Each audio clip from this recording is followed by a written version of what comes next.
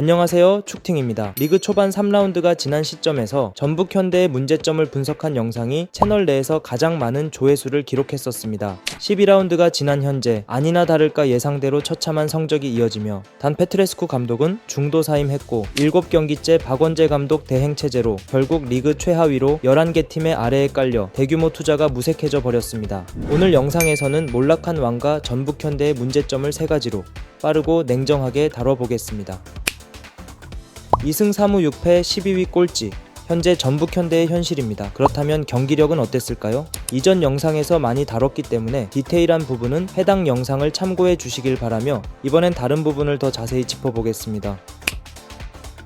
전북 현대의 하락 사이클이 언제부터였을까요? 밥 먹듯이 우승을 하던 전북에 2021년 부임한 김상식 감독, 그리고 어드바이저로 합류한 해버지 박지성. 첫 시즌은 리그 우승에 성공했지만 박지성이 선수단 구성 총괄을 맡는 테크니컬 디렉터 역할을 수행하게 된 2022년 현대가 라이벌 울산에게 우승을 뺏기더니 지난 2023 시즌에는 처참한 성적을 보이던 김상식 감독이 물러났고 루마니아 명감독으로 불리던 단페트레스쿠 감독을 선임했음에도 리그 4위로 시즌 마감했습니다. 그리고 현재 부임 기간 1년도 못 채우고 사임 후 리그 꼴찌까지 바닥을 치고 있습니다. 물론 이 결과가 전부 박지성 테크니컬 디렉터 때문이냐?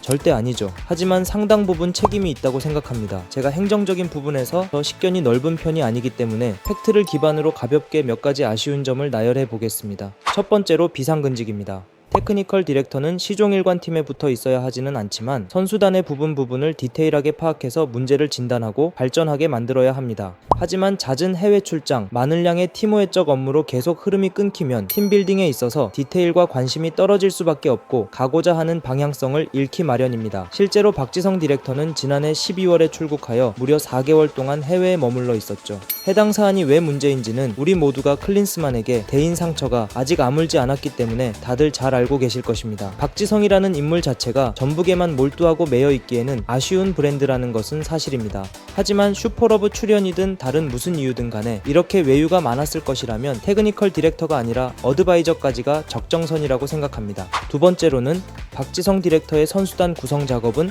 사실상 실패입니다. 선수단 구성 권한을 부여받은 2023 시즌부터의 작업을 보시겠습니다. 맹성웅, 류재문이 있는 삼선 자원에 비효율적으로 겹치는 자원으로 이수빈, 김건웅을 영입했고 중간에는 또 나나보아탱으로 갈아치웠습니다. 그리고 비슷한 윙백 자원 전구재와 안현범을 모두 제주에서 차례로 영입합니다. 또한 거액을 들여 영입한 장신 센터백 정태욱이 있음에도 단페트레스쿠 감독의 요청 때문인지 또 한 명의 2m 장신 센터백 페트라색을 데려왔습니다.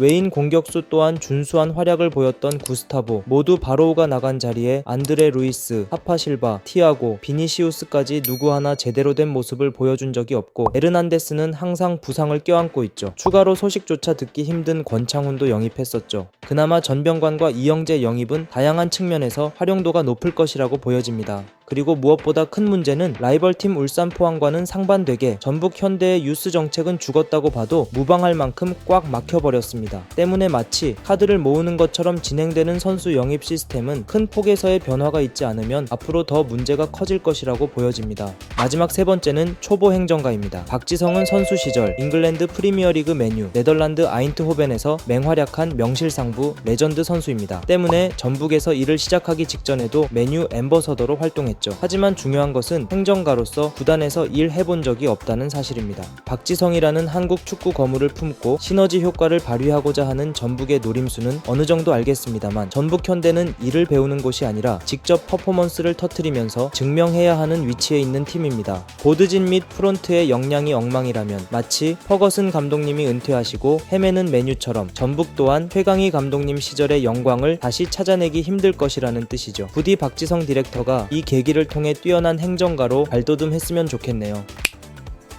현재 전북 선수단은 패배의식이 휩싸여 있습니다. 축구뿐만 아닌 어느 집단이든 스타 플레이어들이 많은 팀은 하나로 뭉치기 쉽지 않습니다. 전북의 황금기 시절을 보면 최강희 감독님과 레전드 캡틴 이동국 선수가 팀을 꽉 잡아 리딩했습니다. 하지만 현재 전북 리더들은 그 위용을 찾아보기 힘들죠. 구단 내부 사정을 잘 알고 있었던 김상식 감독과 루마니아 명장이라 불렸던 단페트레스쿠가 팀을 지휘했지만 결과론적으로 그들의 리더십은 흐리멍텅해 보였고 현재 경기에 투입되는 최고참 라인 김진수 한교원 또한 투지가 흥미가 넘치는 부분은 좋지만 쉽게 흥분하는 특이점 때문에 리더로서의 자질이 아쉬운 게 사실이죠. 그리고 홍정호와 최철수는 경기에 잘 나서지 못하고 있습니다. 이번 12라운드 수원FC와의 경기에서도 해당 문제점들이 대놓고 드러났습니다. 전반 초반부터 두 골을 때려 넣으며 2대0 모처럼 유리한 상황을 만들었습니다. 그러다 전반 종료를 앞둔 42분 나나 보아탱이 동업자 정신을 찾아보기 힘든 두발 태클로 퇴장당해버립니다. 첫 번째 실점 장면에서도 코너킥 상황에서 볼이 뒤로 흘렀습니다. 그렇다면 빠르게 수비 라인을 올려 재정비해야 하는 게 기본인데요. 전북 선수들은 수원 선수의 슈팅에 집중력을 잃어 이승우를 놓쳐 실점했고 그제서야 모두가 손을 들고 부심을 쳐다보고 있죠.